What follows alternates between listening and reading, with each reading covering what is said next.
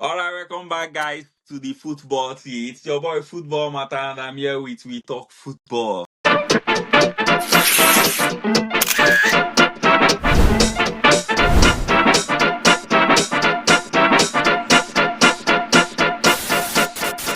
This episode, we are going to talk about the cream de la cream. We are going to talk about the highest football match. We are going to talk about the El Clasico.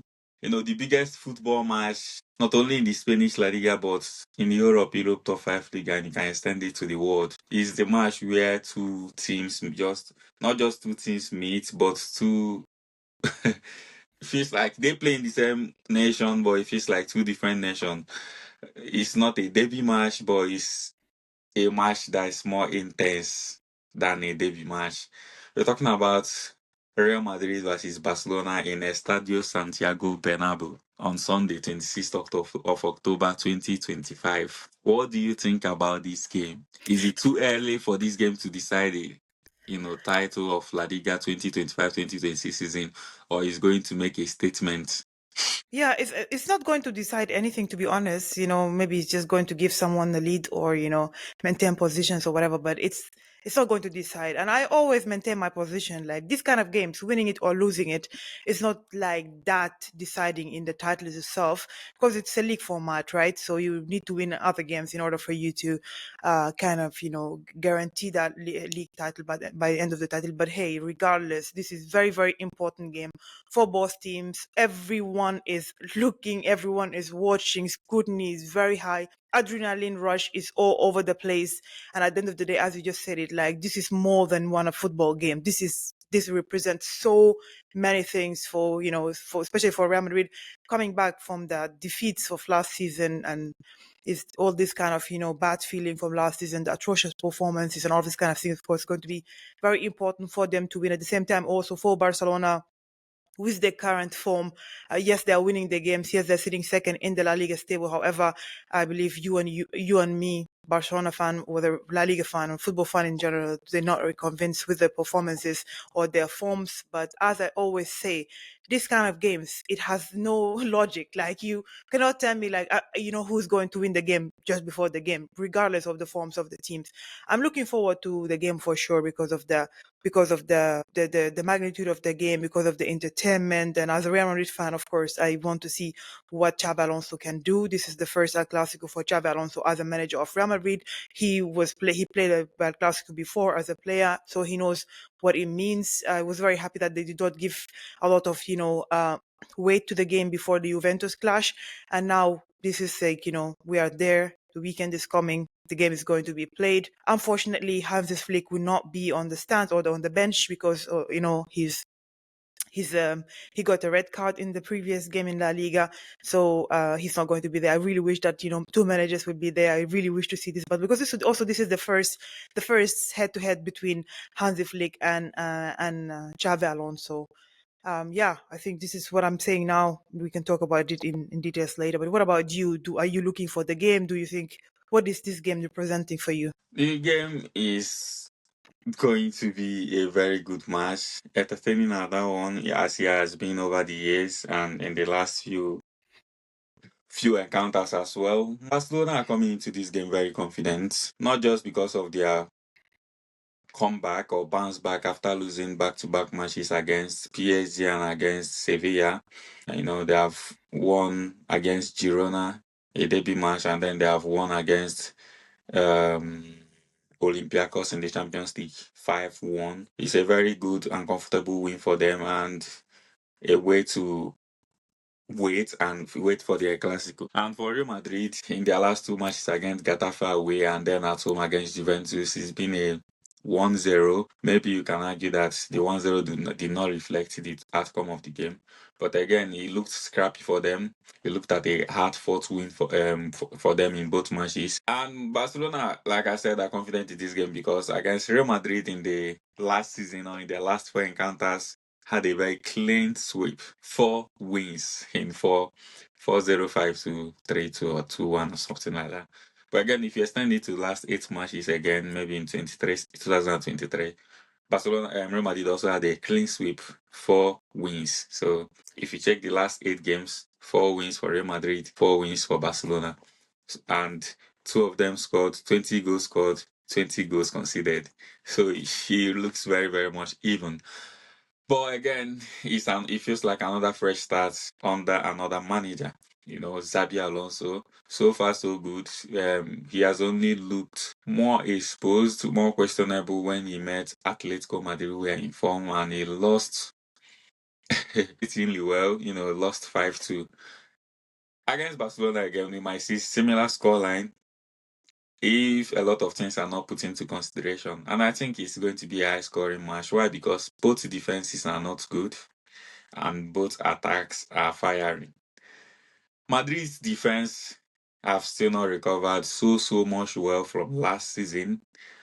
For me, part of what is saving them is because of a lot of possession they are having now. They are not giving a lot of positions for the opponent for them to dictate the game for them. They are dictating the game and then letting the opponents counter them in transitions. And so far, they have looked weak in transitions. Not that they don't have good defenders, but the communication and understanding between the back four is not so good. And again, not just that again, the front line are not consistent in their pressing, thus leaving the back line exposed. That being said again, Madrid has a lot of spaces in between their lines, and for me, I'm still yet to fathom their consistent shape while defending. I don't see a 4-4-2 defending shape. I don't see a 4-5. I don't know, it's 4-5-1 of, there's a lot of lines. Vini and Mbappe are not in the same line most of the time.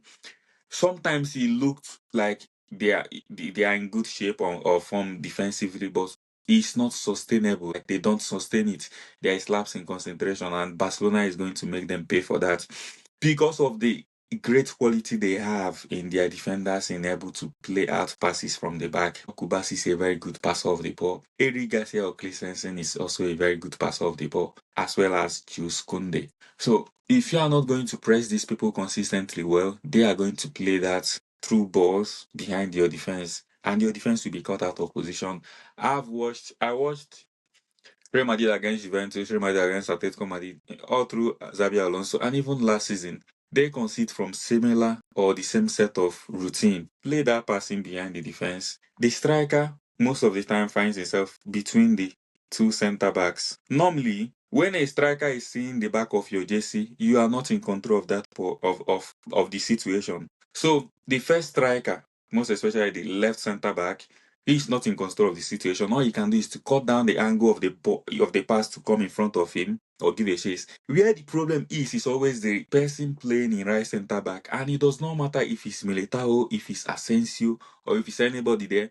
They have always been chasing shadows when those passes are played. It's not like they are not watching the balls. Number one is because of the distance between them. It's too much. You can't be keeping a high line, which as a possession team you have to keep a high line most. And even as a non-possession team, once you are pressing or you're on the front foot, your line has to come up so that you can recover the ball back quickly and then continue to mount the pressure. Alonso has to fix that. Bring your defense, let them be a lot more compact, so that you can be able to run. And a lot of times, some people depend a lot on their confidence, have a lot of confidence on their ability, most Yeah. especially Real Madrid defenses. You've got speed in your defense, in your centre backs, most especially the Militaos and the Asensio. Yes, you can say against Juventus, they defended where they were good blocks and stuff. But a lot of those things shouldn't have happened if they had good anticipation. And sometimes you see a lot of defenders without pace. You don't see them in that situation because they anticipate it and they cut it out. But And they stay sometimes these other pessimistic. Yeah, you need to be pessimistic. so these people and a lot of these defenders, they don't know their ability. I wish I can demonstrate a lot of these things more. It feels like I'm deviating a lot. But Asensio and Militao know that their strength, they have speed as one of their strengths. But what they do not know is that you can have speed, but it might not be short distance. It might be long distance. It might take you time for you to get into great momentum. So they find themselves strikers that they are faster than outrun them because they give room for that. They don't set off before them. So that's just, they don't know when to start making the run to chase those guys. Sometimes they find problems, they find themselves in the problem of keeping of keeping the striker offside as well as keeping the momentum to chase them. So enough of that. In the Barcelona aspect, the problem is take them to the quick switches to the flank, stretch the defense, cross the ball with first time, and then let your striker benefit off of it. Leave a striker offside so that he has a go ahead and then walk your way through. But I feel like Barcelona has more advantage in the sense that yes, their defense is weak. They tend to concede against any team out there. But again, they are more organized than Real Madrid. Real Madrid has the power in their attacks. They can be scrappy and sloppy with their passes and a lot of, all of those things. But you see them generating lots of shots. In the first half against Juventus, they were not comfortable. They were not so good.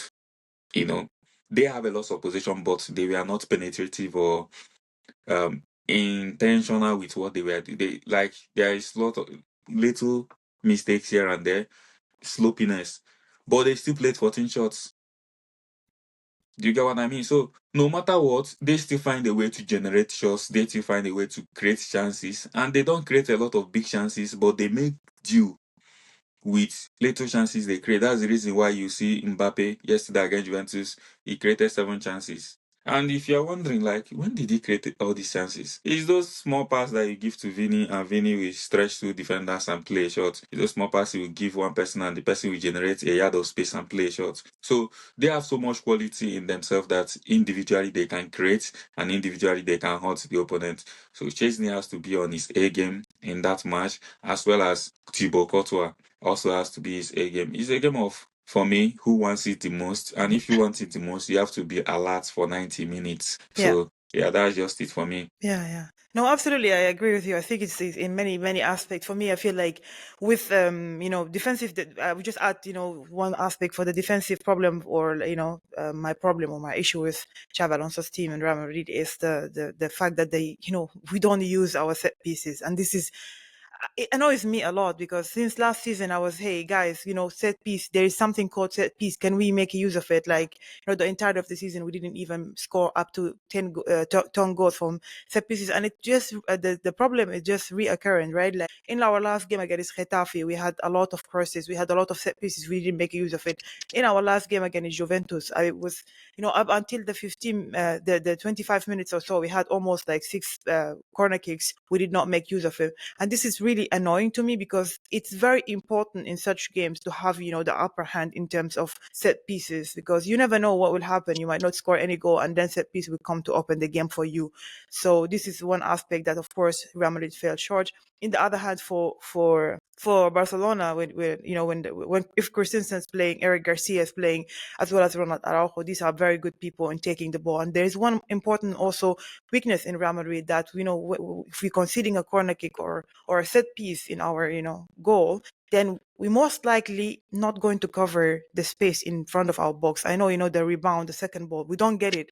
And in Barcelona, when you have someone like Fermin Lopez, Ferran Torres, these are players who position themselves very good, and they actually very much capable of taking shots from this position. We conceded similar shots in the game against Getafe. We conceded similar shots from the same position in the games against Villarreal. And, this is reoccurring incident. I think this is very problematic for me. This is definitely need to be fixed if Real Madrid want to get a positive results from this game. In the other hand, when you're talking about Barcelona, Barcelona also concede a lot of chances. There is some, they're not necessarily solid in that defensive line, because Kobarsi is a very good passer of the ball, but recently, or since the beginning of the season, I did not see Kobarsi as doing an outstanding performance. I love Kobarsi very much and I rate him highly. However, since the beginning of the season, I didn't see that character. Then there is Jules Koundé, who also wasn't being necessarily convincing for me since the beginning of the season, although he's one of the best right backs last season. So this kind of thing, this small kind of things, it could make the difference, of course. And when it comes to Real Madrid, also that midfield need to work in terms of like everyone need to be sharp, everyone need to be focused.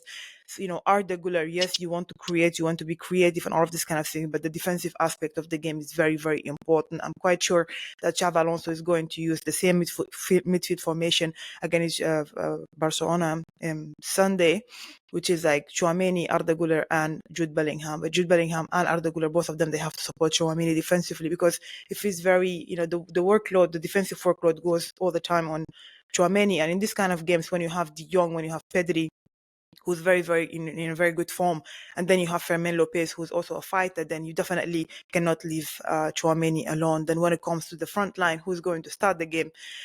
Is it going to, especially in that right-hand side, is it Mastantuono? Is it Brahim Diaz? Is it Rodrigo? This kind of question mark, because so far we did not see a one line, like the same lineup, repeat itself for two consecutive games for Real Madrid, and this is very it's very problematic for me personally. I feel like I understand, before the game against Getafe, before this international break in October, yes, he was, Xavi Alonso was very clear that was part of his preseason, since we already did not get enough preseason. But for now, I expect to see a spine of the team that starts the majority of this game, just to kind of start building this relationship, getting the momentum, and etc. And also there is a question mark around Carreras. Carreras in the last games he had a decent games. However, he had some problems, and this is also problematic for me. Also, Xavi Alonso is very conservative when it comes to the usage of the fullbacks. Like, he always would like to have one fullback sitting back. And in this kind of scenarios, you will never ever be able to create 1v1 situation for Vinicius Junior. And Vinicius Junior is one of the most important player in that team. So one of the goals is to get this kind of positions for Vinicius Junior, because he is a difference maker. He's a guy that, 1v1 is definitely going to create something for you. Kylian Mbappe did not have a fantastic game against Juventus. It was okay, but, he did not only because he didn't score, but I feel his overall game in the Juventus game wasn't necessarily good, but also based on the low block and the Gregorio. So yeah, I want to see something different from him. Lately, I saw him making good runs, like striker runs, which is going to come in handy. But overall, as I said, this kind of games, it's plays in small details. Concede one goal, the mood is going to change, right? Score one goal, you're going to be definitely riding the momentum. So all these small things, also the fitness, who's ready, who's not ready, the subs and the management of the game itself is very important. Also, Real Madrid have this habit of, entering the game very, very slow. Like, we saw this repeat itself almost in 90% of the games of Real Madrid this season. Until the 15th, 20th minute, Real Madrid players are just relaxed, like, as if they never played with each other. And then afterwards, they try to build the momentum. But sometimes 15 and 20 minutes could cost you the game. So I'm actually looking forward for the game. I don't want to put a lot of weight on it. It's just a La Liga game, yes, of course, it is El Clasico, but at the end of the day, it's just 3 points. So I just don't want to. I want to see different character from my team. I want to see the fighting spirit, because the game against Atletico Madrid, what annoys me the most, even more than the 5 goals we conceded, is the attitude of the players. You are representing Real Madrid. You wearing this jersey. You cannot surrender. It doesn't matter. Like, you have to win duels. 50-50 in that game. Real Madrid almost lost all of them. I do not want to see this. Fight for the 50-50. Get, make tackles, do things, is very, very important. And everyone has to be laser focused. Everyone has to bring their A game. Of course, Barcelona is going to fight as if their lives depend on it, because at the end of the day, this is a Clasico. This is the Santiago Bernabeu. This is a good big stage for them. We also the statements from their players, like, oh, we're going to the Santiago Bernabeu to win, blah, blah, blah. So this kind of things, it's also going to be very important for Xavi Alonso. Like, this is the third test for Xavi Alonso since the beginning of the season. Atletico Madrid, we felt miserably, both in the result and as well as in the performance. The game against Juventus in the Champions League, it's another big test for Xavi Alonso. Yes, we won. We got the 3 points. And if we are being honest, Real Madrid overall was the better team. They deserved to win, but it wasn't a convincing performance. So now this is a third test for you. Is either going to, unite the players, either going to change the whole entire mood in the dressing room to positive or to negative. So I think I think the Xavi Alonso and the players are aware of it. That's it for me. Thank you. Yeah, yeah.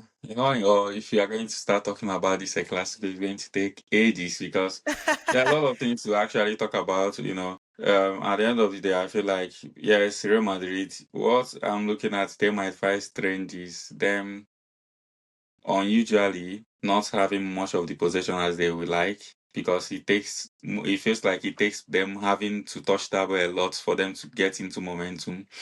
But this time around, I don't think they're going to have much of those possession against a Barcelona side that has lots of quality, lots of players who can keep the ball conveniently from the goalkeeper to the front lines. With Pedri and De Jong, obviously, these people we prefer to have the ball around them, pass the ball around, and even like score or assist it or even create a chance.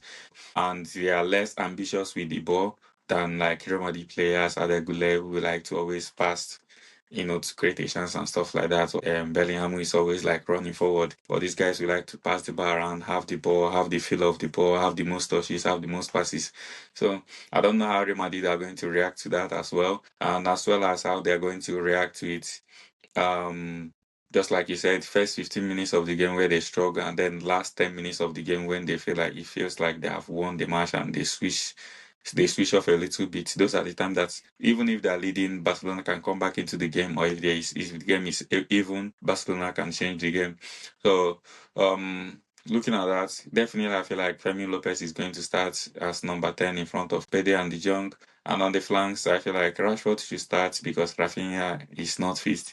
He might just come in and have some minutes in the second half. Yamal definitely on the right flank. And then the number 9, Ferran Torres might be coming back from injury and he might actually have a start, to be frank. Yeah, Or he's back. He's back already. so he should be starting as well because he will be very, very important to the way Barcelona play, especially in pressing the Real Madrid's defense to give away the ball. Him alongside Fermin Lopez, they are going to generate a lot of turnovers. On the defense, I expect Eric Garcia to start alongside Paul Kubasi. They are establishing some relationship there. But if Christensen starts, still no problem. But if Araujo starts, I feel like there might be problem in them holding the line and keeping the offside. And then Balde on the left, Kunde on the right. So that's just it for me. But for Real Madrid, I'm hoping that in the absence of Ceballos, might not be fit, but might be in the squad. Tchouameni should start along Camavinga because Tchouameni always drops deep when the ball is on the final third, giving room for that edge of the box to be free for nobody to. Because naturally, Goulet is not somebody that has that defensive awareness, and Bellingham, to be honest, he's not been playing as a central midfielder for a while. So yes, he tracks back, but sometimes he's not aware of where the space is for the opponent to hold them. So you need a Camavinga who will be on that edge of the place to block any rebounds, to block any room for any shots. Adegola for me should be shifted on the right wing, just like we saw against Atletico Madrid. He was very good. He was the best player in that match. So he can also invert in the midfield and overload the midfield, and he will give space for Valverde to run the flank. And then inverting or playing at that place, it will also give room for him to able to cross the ball and find Bellingham who will be making those later on. So for me, with Camavinga and Tchouameni starting obviously in midfield to help them win the duels and combat with Real Madrid, Barcelona midfield will be having the balls a lot. So they need that energy. Bellingham obviously in front of them, Vini on the left, Mbappe in 9, Carreras, Valverde, Militao, hopefully the Hoyson should be back and ready to start because I I don't think it's going to be nice to see Asensio and Militao. They don't have that communication. And Militao, yes, he's of age, but he's not a leader in the back line. So that's just it for me. Cool. So do you have Yeah, anything looking to forward add? to see what happens.